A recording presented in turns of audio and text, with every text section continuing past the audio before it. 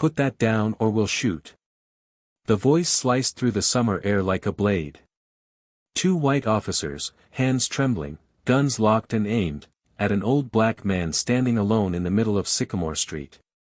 He didn't shout. He didn't run. He just shifted his weight, one foot behind the other. A scuffed duffel bag at his feet.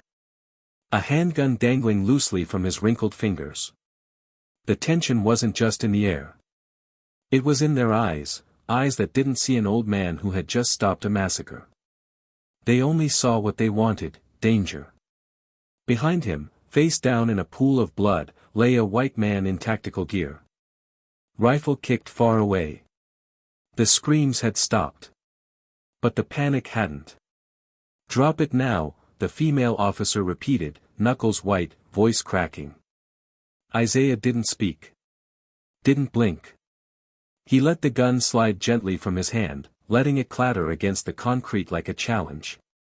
Then he reached into his coat pocket, slowly, and pulled out something folded and round. The object hit the pavement with a soft thud. A purple heart medal. The wind flipped its ribbon. Still, the gun stayed up. But what happened next, no one on that street would ever forget. What did they expect from a man they never asked a single question? 10 minutes earlier, Sycamore Street had been normal. A church bell ringing in the distance. Kids racing scooters. A teenager selling lemonade on the corner.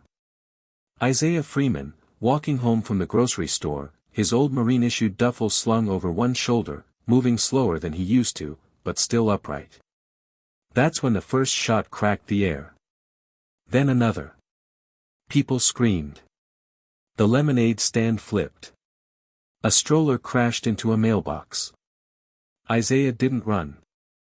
Instead, he turned, eyes narrowing, and walked directly toward the sound of gunfire.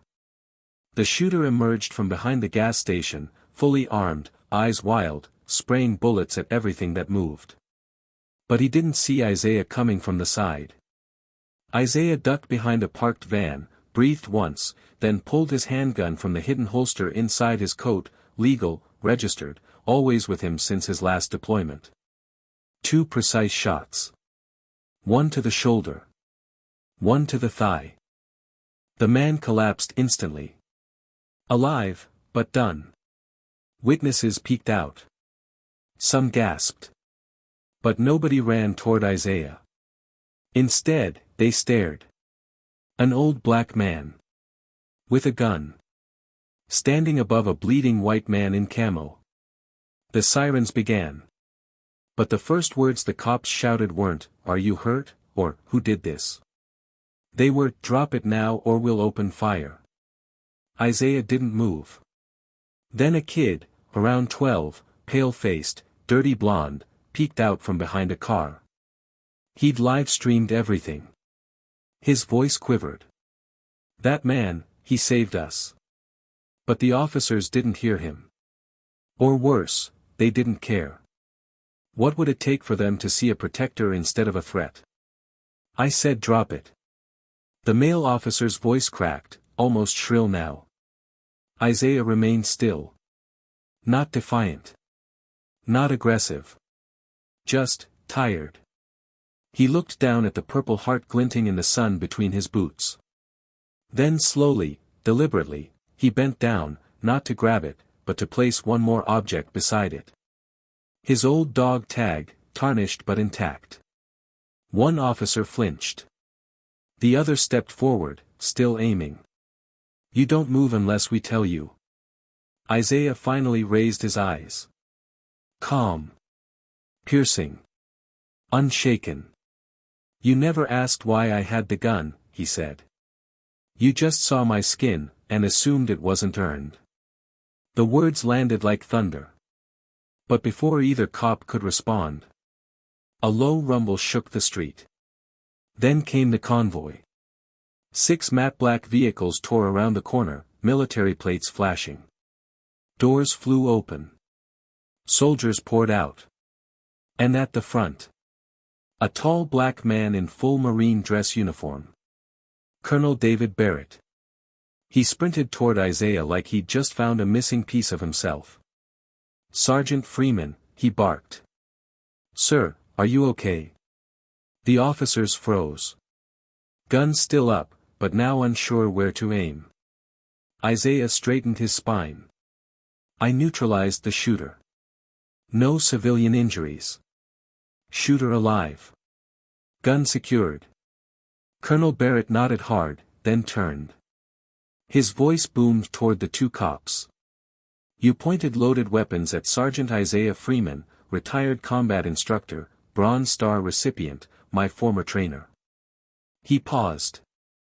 "And the man who dragged my bleeding body out of a trench in Fallujah."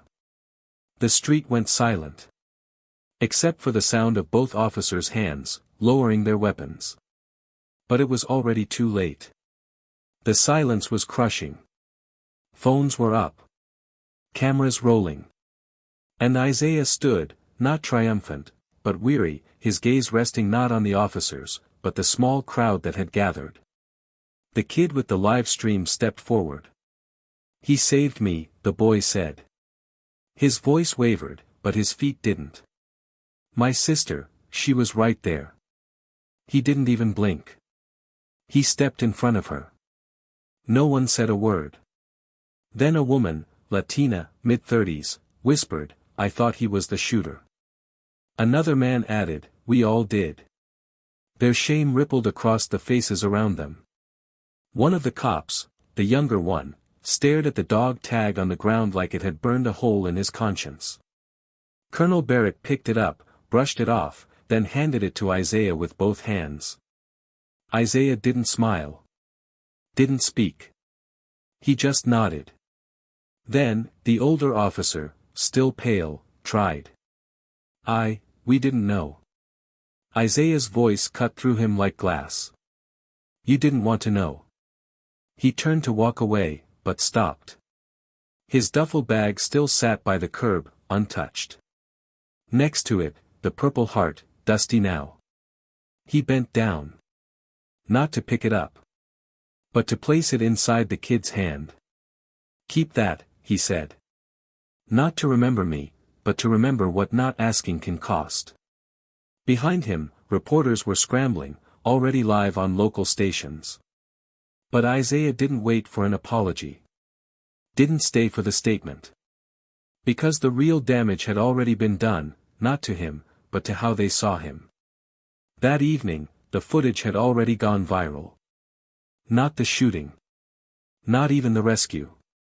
No, what spread fastest was the moment a decorated black veteran stood still while two armed cops screamed at him like he was an animal. News anchors used words like misunderstanding, unfortunate, and procedural confusion. But none of them played the full clip. The one where Isaiah whispered, "You didn't want to know." At the community center across town, Isaiah sat beside a teenage boy, the same kid who had held the Purple Heart in his shaking hands. "You weren't scared?" the boy asked again. Isaiah stared out the window. "I was terrified," he said after a beat. "But I was more afraid of what they'd do if I flinched." The boy nodded. Then held the metal tighter. Meanwhile, across the city, at a podium surrounded by press, Colonel Barrett issued a statement. "Sergeant Freeman represents the best of us. He shouldn't have had to prove it twice." At the precinct, Internal Affairs launched an investigation.